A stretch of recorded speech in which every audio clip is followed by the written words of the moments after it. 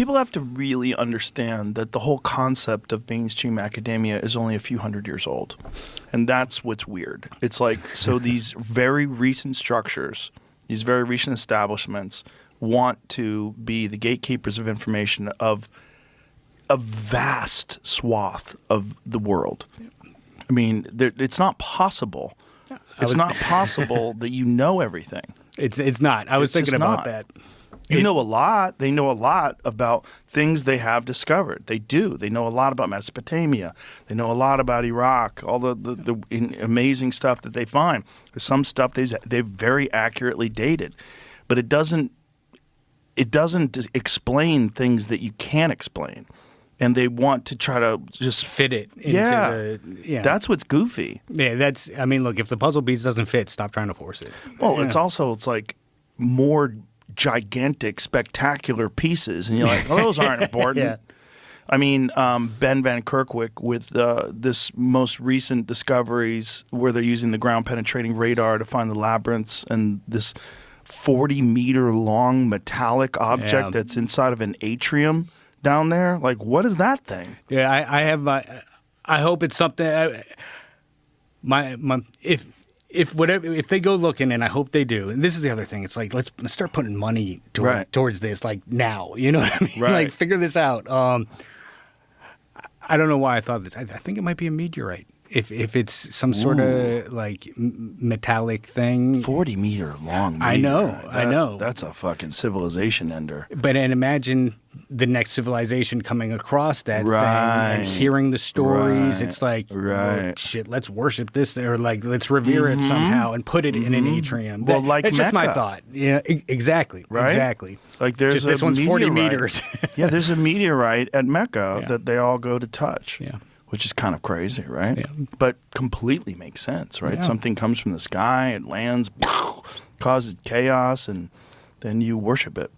I mean, that also wasn't one of like King Tut's knives was made out of a meteorite or something like that. I mean, so they were finding these things. You know? 40-meter one is pretty big, though.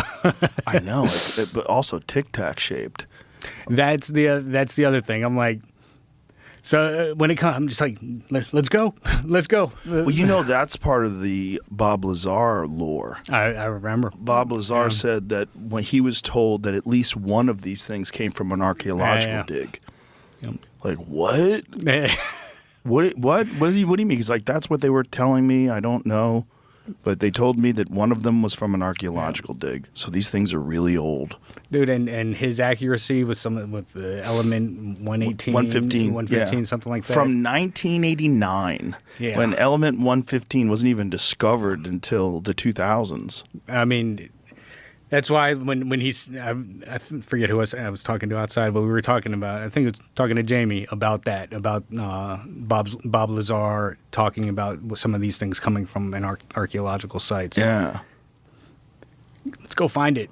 Right. You know what I mean? Well, that's where it gets really weird. Where it gets really weird is these mummies. Oh, we're going to go into the mummies. What do you got here, Jamie? Eric Burleson, a representative, talking about how he's asked the White House to give DOD the power to let them go see this stuff, including that a buried UFO. Reportedly, an object that is not in this country that is so large it cannot be moved. That they've built an entire building around it, and I think either Greer or another individual has actually mentioned this site, but I'm not going to mention it because it is a classified location.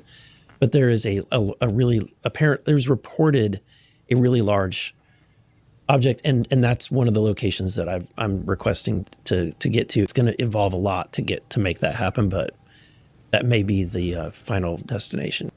Shit like that makes me want to run for president because that's all I would care about. The economy would be in shambles. I'd be like, show me the UFOs. Do you think they do it? Because I've heard that like kill me. I mean, it's on that need to know basis where they're keeping stuff from presidents. You know, Kennedy got too close. Like, I don't think that's what they killed Kennedy for, but I think there's a bunch of things. But there's a whole lot of layers. Yeah, but the UFO people love to think that it's UFOs is why they killed Kennedy. But they think everything's UFOs. But it definitely seems like I don't know about the evidence, because it's just stories. And that's the problem, is that a lot of this stuff, and this is how I feel when a lot of people come on the podcast and talk to me, supposed whistleblowers. Some of them I think are legitimate, and some of them I think are disinformation specialists. I think they're designed to muddy up the water, and this is what they're saying is designed to muddy up the water, and that's what they're trying to do. They're trying to make a lot of this stuff look silly and push certain narratives and just create confusion. And I think a lot of it is probably some black budget, weird science stuff that we have. But then it begs the question, where'd you get that? Yeah. Is that really like the Diana Pasulka work where she's talking about essentially these things are donations, and that we're supposed to like take these things and try to figure it out? And then you look at some of the creation of some different inventions that happened very quickly after Roswell. I mean, our civilization just been on a boom ever since. Yeah, weird stuff like the fiber optic stuff and transistors. The history of the creation of the transistor and the people that were involved in it. It seems awful fucking fishy. I try to stick with what evidence that I can make out tangibly, and it just gets so murky. Like you said, it just all of this gets so murky that I don't know how the truth would even land, Well, the truth would have to land if there was an overall comprehensive effort by all of the world governments. And there would have to be some sort of unity in this, and some sort of like a recognition that this is really important for the entire human population to understand our past. Yeah. And if this is nonsense, let's find out that it's nonsense. And if this is real, this changes everything. Yeah. And when you look at just look at the vastness of the cosmos, it's not outside of the realm of possibility that this stuff either came from somewhere else or was here because they were here. Yeah. That there was an advanced civilization here, whether it's our civilization or whatever the hell those mummies are. Can I bring your attention to something that's been happening on the internet since we've been live? Yes. President Trump was asked about Obama talking about the aliens. I got a video on the screen. Oh, perfect. I want to hear it myself. Yeah. Barack Obama said that aliens are real. Have you seen any evidence of non-human visitors to Earth? Well, he gave classified information. He's not supposed to be doing that. So aliens are real? Well, I don't know if they're real or not. I can tell you he gave classified information. He's not supposed to be doing that. Well, he made a big mistake. He took it out of classified information. No, I don't have an opinion on it. I never talk about it. A lot of people do. A lot of people believe it. Do you believe it, Peter? Well, if the president... I do now. So if you want to make an announcement. I may get him out of trouble by declassifying. We know illegal aliens. I may get him out of trouble by declassifying. That's hilarious. What else? That was it. What's going around the internet? These in the circles of these. I may get him out of trouble by declassifying. Jeez, I hope he does. Yeah, really. Yeah. Imagine you can get in trouble as a president for saying aliens are real. I don't think so, man. I don't think he's going to get in trouble for that.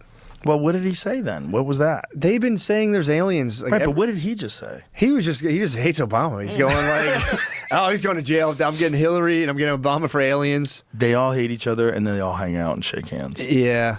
Yeah, whose funeral was that when like George Bush and them were handing out candy to each other? It was like George Bush and Well, George Bush and Michelle Obama are apparently friends. oh, they're buddies. Yeah. Okay. Which everybody thought. But George Bush never engaged in like this insult kind of thing that Trump does. It's true. It's a different thing. Yeah, it's totally that's. He was totally always true. very classy. Yeah.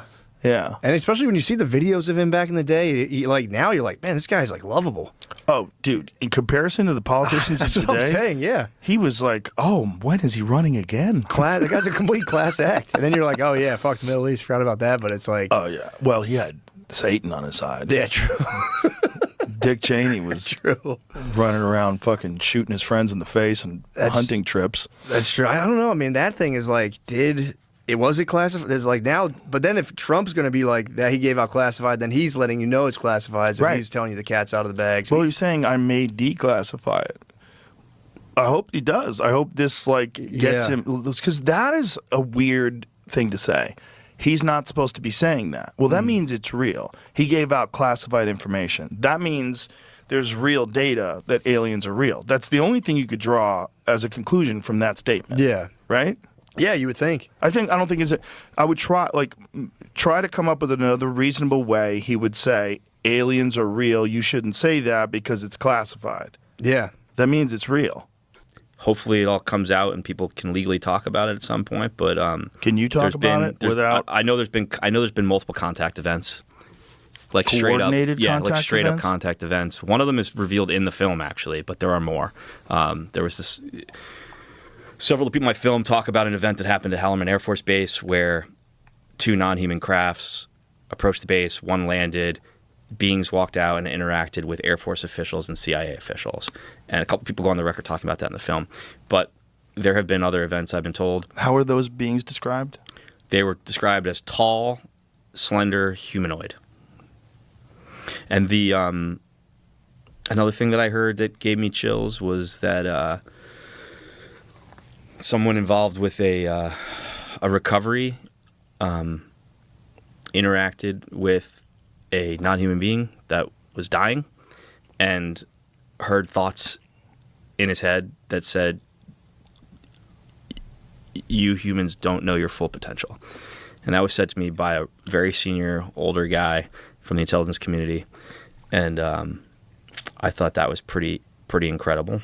Also, just the extent to which the legacy program is real. This isn't like 50 guys, sitting in a quiet, dark room. You're talking about a massive program with thousands of people going to work every day and dealing with this. And to me, that is mind-blowing, Yeah. The guy next to you at the pizza place, on a Saturday night might be working on this during the day, Right. The guy who, the other father at your kid's Little League game. Yeah. This is what he deals with, right? The fact that is a thing, and we had a similar dynamic for the Manhattan Project. There were all these people working on it, and they kept it secret, right? And their neighbors and friends didn't know. But this is that on steroids. So, after the Manhattan Project, which was had a budget in the billions, this situation arose, and it had to be even more secret than the Manhattan Project, because the Manhattan Project, we found out in hindsight, leaked, right? There were moles. Right. So we needed to make this even more secret and give it more money and more resources and more, counter intel. And more threats.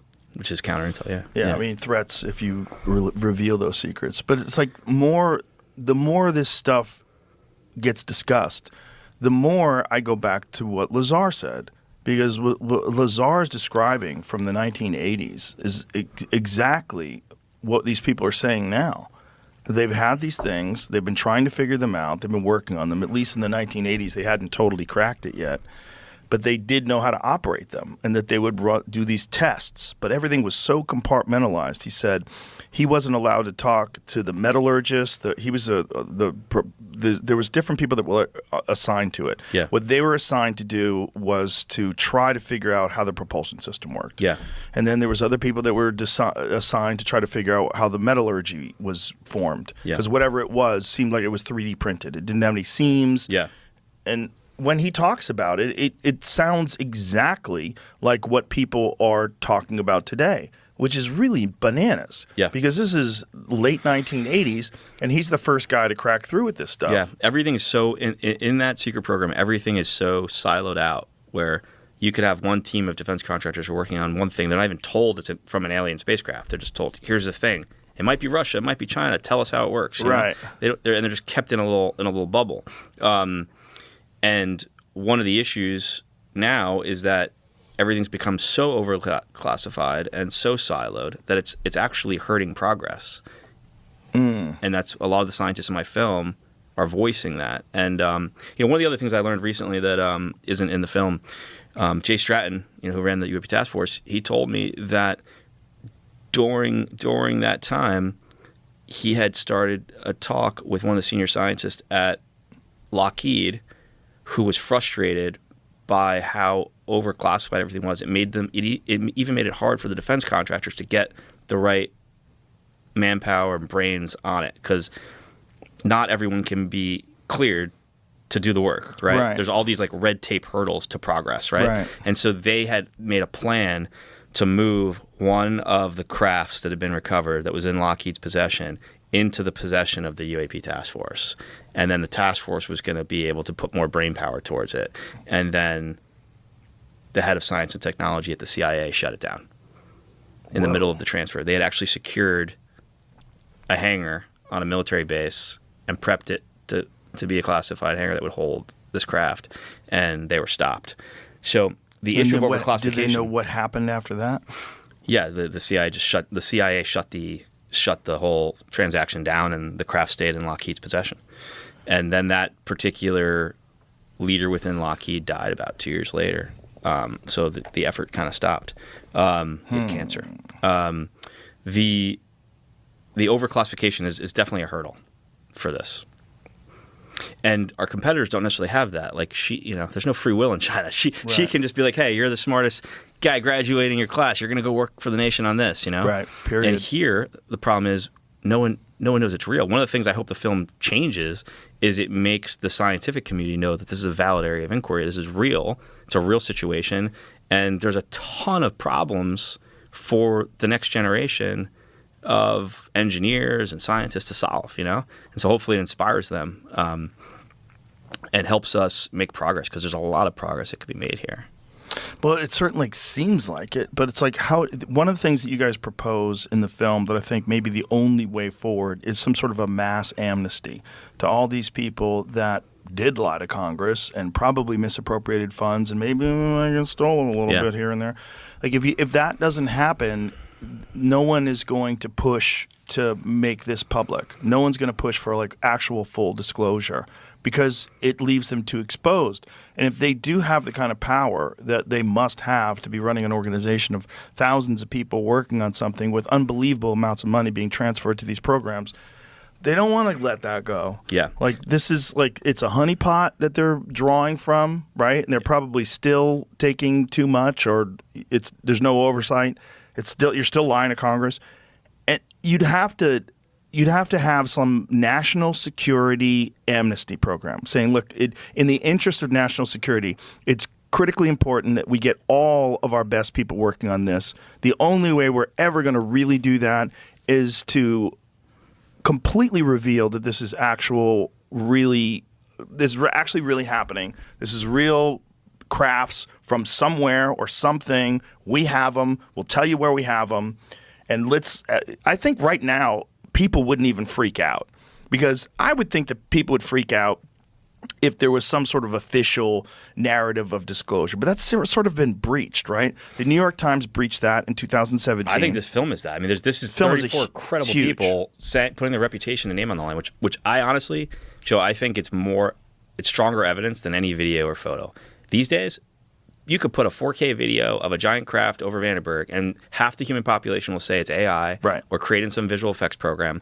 But someone of note putting their name and reputation on the line, their career on the line, the rest of their lives on the line, to say this is what I know to be true. To me, that's the greatest evidence that exists. But I do think, to your point, amnesty is something that's gonna have to be figured out, because while it's hard for anyone to accept letting people off the hook for wrongdoings, right? It does seem like it's in the best interest of the bigger picture. 100%. Because these people just aren't good. They have no incentive to come forward with what they've learned. And so, to quote Rubio in the film, he says, look, this is not a endeavor to go and punish anyone, but we need to know what they learned. Right. And I think he's totally dead on. And, is he in favor of some sort of an amnesty program as well? Yeah, he says on camera in the film, he's like, I'm not trying to punish anyone. I need to know what they learned, because taxpayers paid for this, and it's in our interest to know what's going on. But the other thing that's needed is real whistleblower protection, not the whistleblower protection that's been passed so far, like much stronger legal protections, so that people like the folks I talked to, the special forces guys I talked to, were going to come forward and then decided they thought to be forfeiting their lives. You've got to change that set of circumstances. You got to make those people feel like that's not going to happen to them. Right. And what I think ultimately is going to have to happen, and I wouldn't be surprised, man, if it happens soon after the film comes out, I think a sitting president has to step to the microphone and say definitively, humanity's not alone in the universe. We have recovered technology of non-human origin. So have other nations. There is a high-stakes secret Cold War race to reverse engineer this technology. We need to win this race, and the U.S. intends to lead in this new chapter. I think that needs to happen, like a level set of basic facts, and I really do think it will happen. Well, if that is going to happen, I think Trump might be the only guy that's willing to do something crazy. I think it's very likely that he does that. I know that he is aware of the film. I know he's aware of what people in his administration say. Has he watched it? You know that? He has not watched the film, but I know he's very aware of it, and I know that they are discussing internally how they're going to react to the film publicly. And I also know that he has very recently, tasked Tulsi Gabbard with getting to the bottom of the situation and finding out for him what he needs to know that he doesn't know. Really? Yeah. And as Rubio said in the film, Rubio says on camera, on the record, on the film, that this has been kept from sitting presidents. And he goes into detail on how that's been done and how it's the career bureaucrats in certain elements of the government that control this information and just wait presidents out and don't feel like they have a need to know. Right. Well, there were some people that tried to find information out in the beginning of the Trump administration. Who was it? There was someone that talked about it on record and said he was told at every turn that you don't have the clearance. Yeah, yeah. But here's the thing. Trump actually found out about the base facts in his last presidency and was contemplating stepping to the microphone then. What base facts? So Jay Stratton, who ran the task force, he says on camera in my film that he briefed that Mnuchin, the Secretary of Treasury, asked for a briefing on the lay of the land because Trump asked him to get the briefing, and Trump had already known that the base facts that we're not alone in the universe, that there's been recovery of crashed craft, right? He knew those base facts, and he told Mnuchin that he was thinking about going public. And so Mnuchin reached out to Stratton to get a briefing, and he told Stratton that the reason he wanted the briefing is because he needed to be able to evaluate what the impact would be to the economy if the president decided to step to the mic and tell the world we're not alone. And Stratton tells the story on camera in the film, and I've heard a lot more about it off camera. So we know Trump contemplated doing this already. Now I think the release of this film and Rubio's involvement puts enough on the table that it makes it easier for him to do. I think they would have to have some sort of a plan in place if they were going to say that, right? Like the amnesty plan, the idea behind it would have to be in place. If someone's at least grab control of the situation and say that this is real and the U.S. intends to lead the way. Because the other factor that the White House has to keep in mind is you don't want Xi or Putin being the guy to do that. Right. You don't want them to have that moment, right? Right. Something I always think about with regards to that moment of a president stepping to the mic. When we entered the space race, Kennedy gave that big famous speech, right? He was like, "We're going to lead in space." Technology, space technology, like nuclear technology, has no conscience of its own. It's up to man to use it for good or bad, and we're going to make sure it's used for the betterment of all mankind, and we're going to lead the way. That was his whole rallying speech, right? And it made the whole scientific community be like, we're going to help the U.S. win, rah, rah, rah, right? I think that's needed in this race. We need all the support of the scientific community, of academia, the kids coming out of MIT. We need them putting their brain power towards this. And I think the White House knows that. And it's also that's the greatest TV moment a leader could have in the history of humanity. Step into the microphone. Do you think Elon knows? Look, I've seen him obviously talk to you about it. I think he knows a lot. Yeah, me too. I don't think you get the contracts and the clearances you need to operate in space without some horse trading. Yeah, when I went to SpaceX, I'm like, motherfucker, you know everything. There's no way. There's no way you're launching these fucking things into space without them keying you in on exactly what's going on. He's just sly about it. Well, he goes, well, if they are aliens, they're certainly all subtle. That's what he says. Are they really? I don't know, man. I think it's impossible to operate in space like he does and not be aware of everything. And also at the level he operates clearance-wise. I held a secret screening at the National Space Symposium earlier this year, which is the Super Bowl of the space industry. It's like 60 people, heavy hitters from the space industry. We didn't promote it or publicize it at all, but there were a dozen guys from SpaceX there. and they all seem very aware of everything revealed in the film. Yeah, I'm positive. Yeah, And he's my friend, and he won't tell me. He's That a motherfucker. legend. He He's keeps a legend. lid on it. He's a legend. But how would he not know if it is? And some people have told me he knows that know he knows some things. So whatever. But the point is, people are good at keeping secrets. That's real. 100%. Even people that aren't notoriously good at keeping secrets are Yeah. good at keeping secrets when they have to be. Do you think if you put yourself, you've interviewed Trump, do you see him doing that? Stepping to the mic and telling us the truth? Someone talks to him about it and convinces him it's a great idea.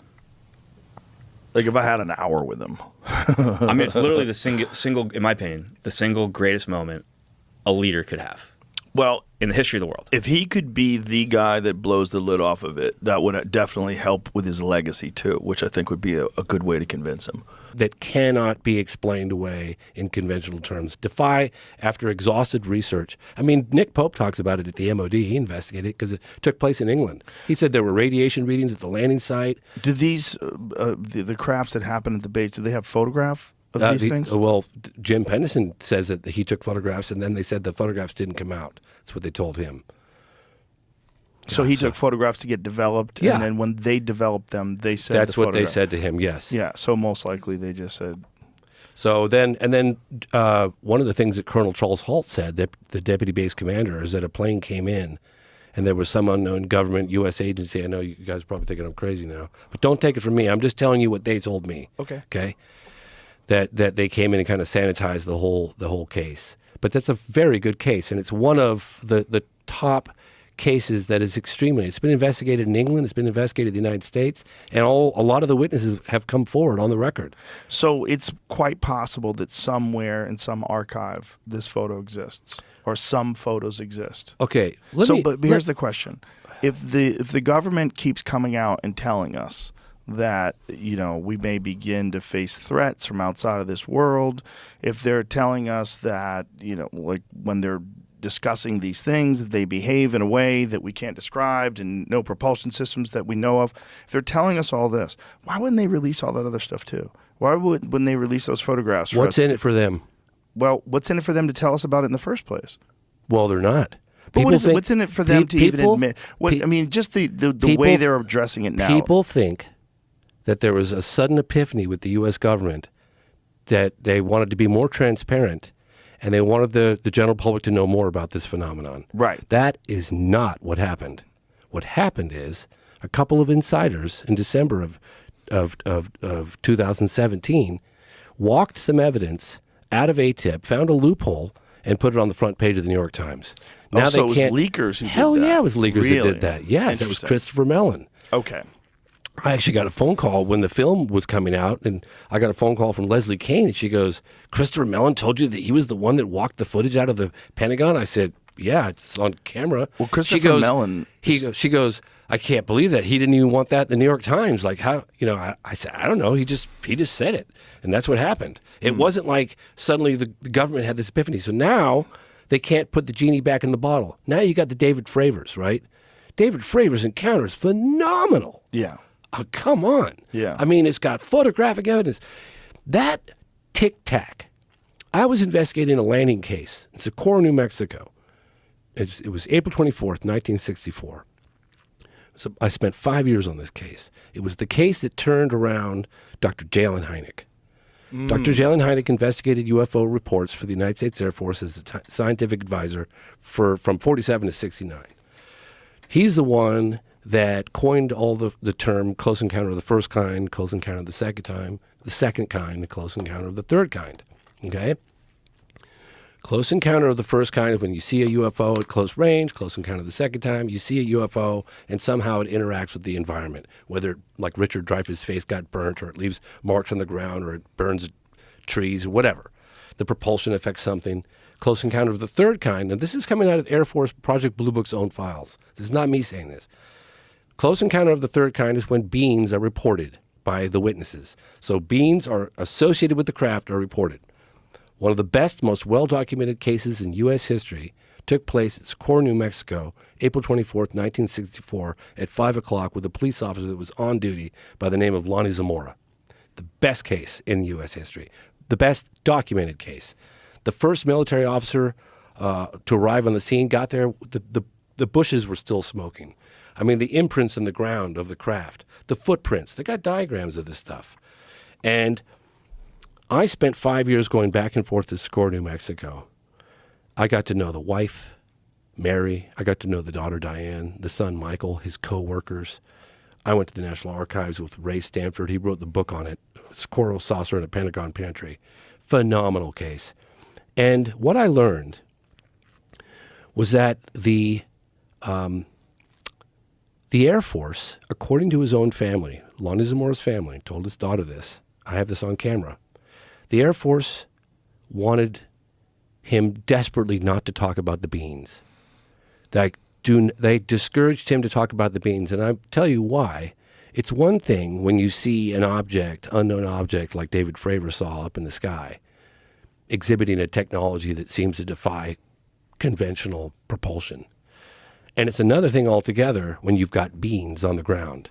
Well, the Air Force didn't want him talking about that, and that was one thing that his daughter and his wife told me clearly. And his wife said, Lonnie was never the same after that case. But So what did Lonnie see? Lonnie saw two beans at the base of an egg-shaped craft that was landed in an arroyo in Socorro, New Mexico in broad daylight.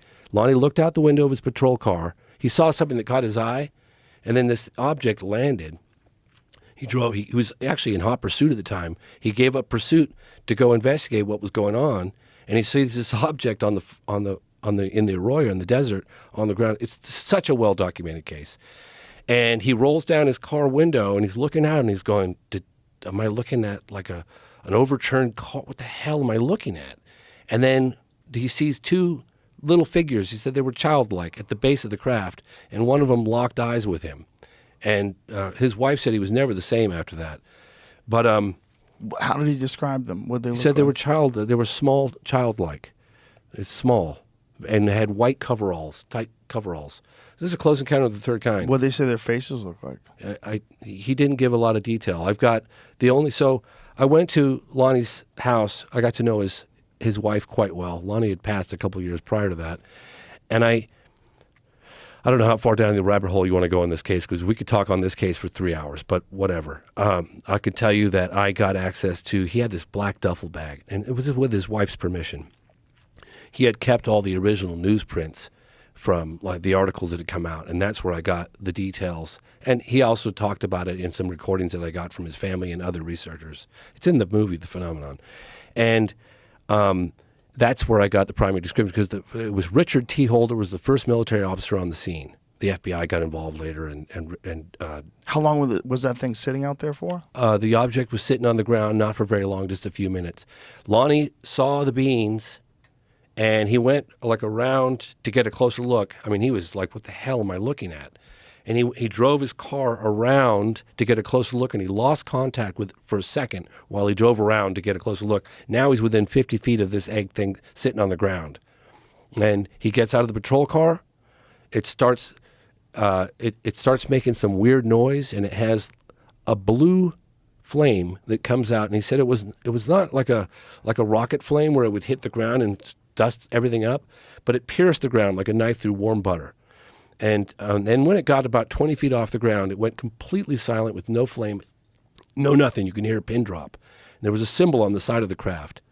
It was in yellow, and it was about 3 feet tall, and it was like a V like this, 2 lines and a line on top. And Let's get a photo of that symbol that he recreated. yeah, you'll see fake symbols, because Richard T. Holder asked him to draw a different symbol. I actually have the original symbol on a document from Dr. Hynek. Why did someone ask him to draw a fake symbol? Because he said that if anybody else claimed to see the same craft with that symbol, they would immediately be able to identify a hoaxer. Oh, so which was the real one? The real one is that one right there with the 2 lines in that upside down V right there. That's the real one. That's the real one. Yeah, and I've got the document in Dr. Jalen Hynek's own handwriting. Ray Stanford and I went to the National Archives and found it. It was a huge find. So they did that on purpose, just in case some copycat people started coming up He with did. Richard T. Holder, and I met Richard T. Holder's 2 kids and talked to them about it. I talked to his wife about it, and they said, yeah, he was told that's not the genuine. That's the one right there that you're looking at. That's the real one. No question. So anyway, my point So he is, drew. Is that his handwritten note over there that shows it? that's definitely. I actually found the original one of those. That's it. That's the document that I found with Ray Stanford at the National Archives in 2013. This is in Dr. Hynek's own handwriting.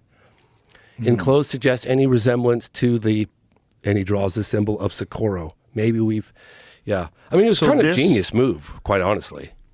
So this was the case that turned J. Allen Hynek? So what happened was, Jacques Vallée was it right? So that's what it looked like? Similar? So similar to a Tic Tac. Yeah, that's what it looked like. But when it got to about 20 feet off the ground, it went completely silent. No blue flame, nothing. The landing gear was retracted. It was just an egg. And it floated off in the distance. In fact, Lonnie, I've got an interview with Lonnie where he says that one of the officers who arrived on the scene actually saw it fly off in the distance, and it was witnessed by other people in the town that saw this thing flying. Didn't the Tic Tac, the people who saw the Tic Tac, including Commander Fravor, didn't he say that there was some sort of thing that almost looked like landing gear? No, there was sort of something thin that lines? protruded out in the front of it or something. I don't know. Yeah. But apparently the video, I think it was according to Fravor, the video is the one that's been out is the resolution is a lot worse than what other people had seen at the time. I remember, I've been pretty sure David Fravor said that to me. So But go ahead. well, yeah, so I just recently went. I'm filming a new doc, and I went to Washington D.C. for a month to get kind of caught up on what's been happening because a lot's been happening while I'm doing Moment of Contact. There's an unprecedented effort in Washington D.C. to push for further government transparency. Marco Rubio, Senator Gillibrand, Representative Andre Carson, who got the congressional hearings that happened last year. Representative Gallego and Gallagher, all been involved, and others. And so I got introduced some intelligence folks on the inside, and they wanted me to read this to your audience, okay? Okay. And this is about evidence. Okay. So, and this was pretty much a reaction to the latest hearing that happened with Gillibrand just a couple of days ago or last week. I will remain anonymous, but I've been monitoring the UFO, and I met this guy. I know this guy. This guy's legit. The UFO, UAP activity, and the authorities' response to them. I can assure you there's a lot more evidence behind the curtain that hasn't been released.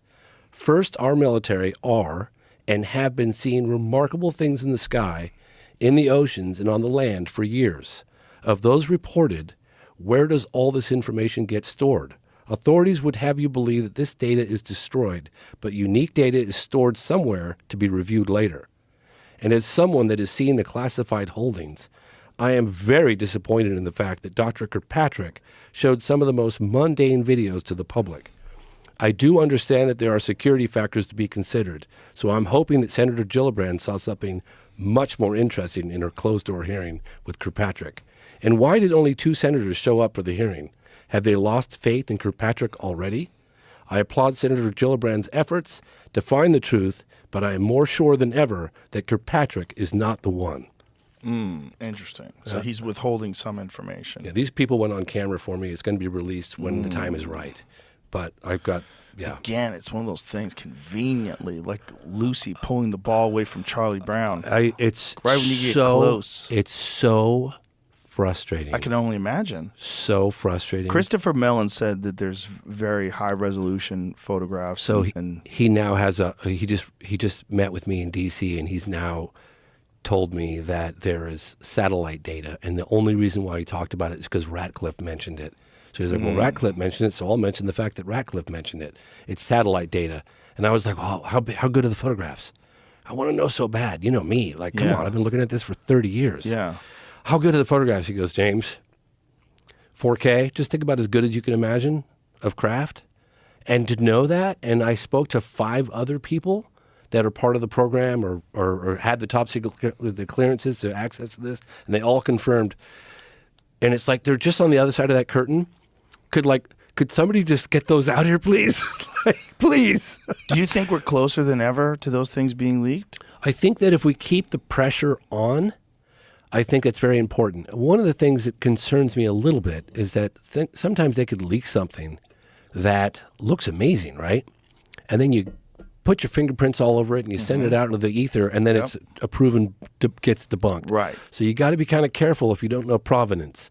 And Right. so I would that's a- imagine they would do stuff like that on purpose. Oh, and these guys are I so would smart. certainly. They're like 5 steps ahead of course. us, So, but I know what I know not because I read it out of a book, but I actually went into the field. I mean, I travel. I'm not trying to toot my own horn, but I was interviewing generals and cosmonauts in Russia back in the late '90s. I went to China. I went to Australia. I went to Africa. I went to Russia, as I was just saying, all across Europe. I really want to know. Like, I'm so curious, and I like to go to location. I'll give you an example.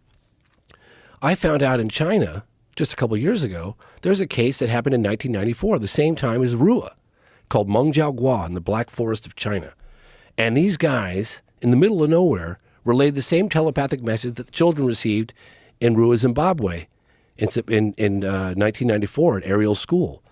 And by the way, I did include a piece of that in the film that I did with the girls. I don't know, it's only like 10 minutes long. Quite fascinating. That's a damn good case. That's in one of the 10% cases that I talk about. But there's a film out now, I think it's called Ariel Phenomenon.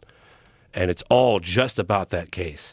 But those are should we get back to to 45 and work my way up? Or do you want to talk a little bit about moment of contact? We can Because moment of contact is the case that could settle this debate once and for all. Or let's tease people for a bit with moment of contact Okay. because it is an amazing documentary. I won't go you into really nailed details. it. I won't go into any details. I'll just say this. I put my reputation on the line for this. I get it. It sounds so spectacular. It sounds so unbelievable. But when you watch the documentary, it sounds less spectacular. Well, similarly spectacular, Yes. but more believable. So here's the point. Okay. It's either the most elaborate, complex hoax that involves half the town of Virginia. I think there's like 130,000 people living there. I mean, I go down to the town square and just start talking to people. I did it in the movie.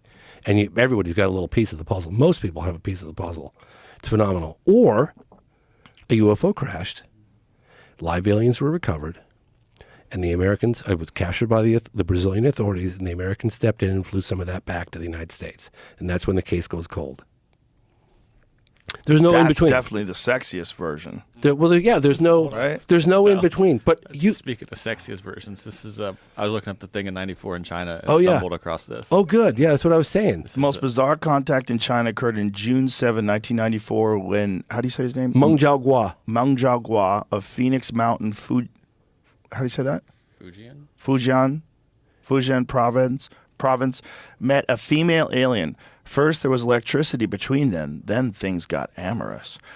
According to Meng, the female alien looked like a white monster. She was very tall, about 2.5 meters, and wore tight clothes with only her big eyes and private parts exposed. She did something to him that felt like an electric shock, and he passed out. When he came round, he found several scars on his body. According to Wu, she planted something mung bean sized into his body.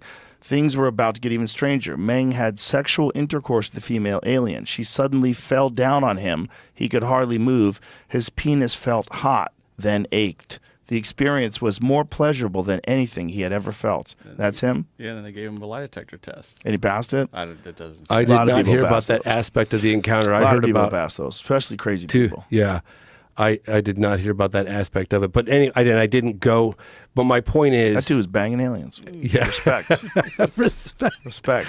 It takes a lot of courage. But I was very attracted to the Avatar lady, the big blue one that saves him. She's hot. So She's hot. we'll go back here. Let's go. I think she's hot. Let's go back because I fucking switch right over to that. So when did you get interested in the subject of UFOs? That happened at a surprisingly early age. I was 7 years old at a boarding school, and the principal of the school, a friend of his, had photographed video, an old reel-to-reel Kodak movie camera, had taken a home movie of a video of a UFO flying in beautiful blue skies, cumulus clouds, huge golden disc that comes into the picture and banks, goes into a cloud, and it disappears into this sort of wispy cloud in a way that would be very, very hard, I think, to fake somehow, particularly in those days with no computer-generated imagery. And it comes out the other side and then sort of goes off over the horizon. And I was stunned and flabbergasted. And myself and all the other kids ran outside that night and were looking at the stars, and it just sparked my curiosity, a lifelong curiosity. So once you got into government, and once you were there, you're basically there. You had to start asking questions like, did you wait a while? Like, how long did you ask for? Sure did. Hey, what do you guys know? Yeah. Well, for a long time I waited. Very rarely. I looked for openings. I looked for opportunities. So, for example, the stigma is so great that you're reluctant, obviously, to raise that issue. A couple times there were some natural opportunities. So one of my colleagues on the Intelligence Committee was going to Hawaii for some oversight trips, meetings, and he went to the Maui Space Optical Tracking Facility. And I said to him, while you're there, why don't you just check and see, do they ever see anything weird they can't explain, and so forth. So he did, and Pete called me up and said, hey, you wouldn't believe this. I've got this videotape here, and it shows these weird things. And so I talked to the Air Force people. They sent the tape to us. Turns out it was totally unclassified. I showed it to Senator Cohen and some others, and it ended up on national TV, actually, but didn't generate any further response. Everybody just kind of threw their hands up in the air and said, well, that's interesting, but we don't know what to do with it. It was Ted Koppel's Nightline show that this tape was played on. It showed sort of 5 objects moving parallel to the ground, possibly in formation. They're in the atmosphere because they're burning, they're interacting with something. There's plasma coming off them, which wouldn't presumably be happening in space, but they seem to be too slow to be meteorites. So it was mystifying and difficult to explain, never did get an answer. Occasionally something like that would happen, but by and large, the issue almost never arose. The issue is a weird issue because if you bring it up in the wrong company or at the wrong time, you could be dismissed as a loon. Did you feel that when you were there, like as a person who had a budding interest in unidentified flying objects and what have you? Did you feel like this is a politically risky thing to discuss, especially to discuss like in serious terms? Like, do you believe in these things? Like, what are they? What do we know? Was that an issue? Absolutely.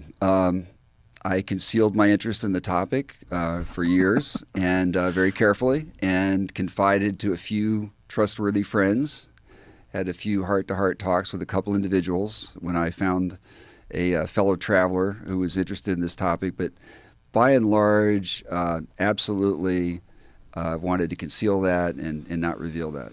Did you know Clinton? No, I did not. He would be the guy that I would go to. I feel Well, like he would probably there's a tell you. request that came to me once that I think was from President Clinton, and it was one of the astronauts claimed to have seen a UFO out at Edwards Air Force Base, and it was videotaped, he said. And he described this in his memoir and wanted the president to get hold of the tape, of the video. And Secretary Cohen came back to the Pentagon from a meeting, and a message came down to me to go to try to find this tape. And unfortunately, there was I got nowhere with that. The Air Force was adamant that there was no such tape, there was no such information. Anything they had on UFOs had been destroyed. So I had one of these situations that's very common in this area, which is you have just 2 apparently credible sources, but utterly conflicting, irreconcilable information, which seems to happen often in this field. Now, being as you were in government and very close to literally the machine that runs the world, what's the general perception when people are discussing these things in Washington? What's the general perception of what's going on with these things? Well, I'm happy to say that it's changed. That perception has changed considerably in the last few years. People feel like they have permission to talk about it. When do you think this happened? This happened after the New York Times article and subsequent press beginning in 2017, December 2017. And that sort of gave people permission to talk about this. And I've actually had Pentagon friends who said, this is kind of cool. We don't have to go in the closet to talk about this anymore. What do you think kept it in the closet before? Like, when did the stigma start? And do you think this was like intentionally sort of set up this way? It was. It was the Robertson Panel Commission, 1953, and they concluded during those Cold War days that this was a potential threat to national security because UFO reports might overwhelm our air defense and communication system, and that the Soviets might spook the public and somehow manipulate this issue. So they actually advocated in writing that this issue be debunked and discredited, and the government went ahead and did so extremely successfully, unfortunately. And this all started with the Project Blue Book, correct? Correct. It was during that era.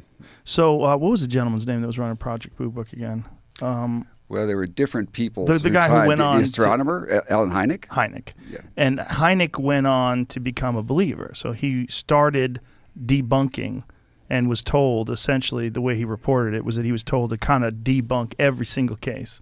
Everything he could find, whether it was swamp gas or, ball lightning, find some way to explain this away. But then once he left Project Blue Book, he started openly discussing these cases, and he started discussing his own belief. That's correct. And he felt badly burned as well because he was trying to carry out his mandate that the Air Force had given him. As you may recall, in one instance, he went to Michigan and famously declared that the people of Michigan were misconstruing swamp gas for flying objects. Yeah. And so Gerald Ford, who was representing that district, got incensed, as did the local population, and Congress took a fleeting interest in the topic. And Dr. Hynek was very embarrassed, and understandably so. It was really quite insulting to these people who had very clear sightings of these objects. So he did eventually change his view publicly and was very critical of Project Blue Book.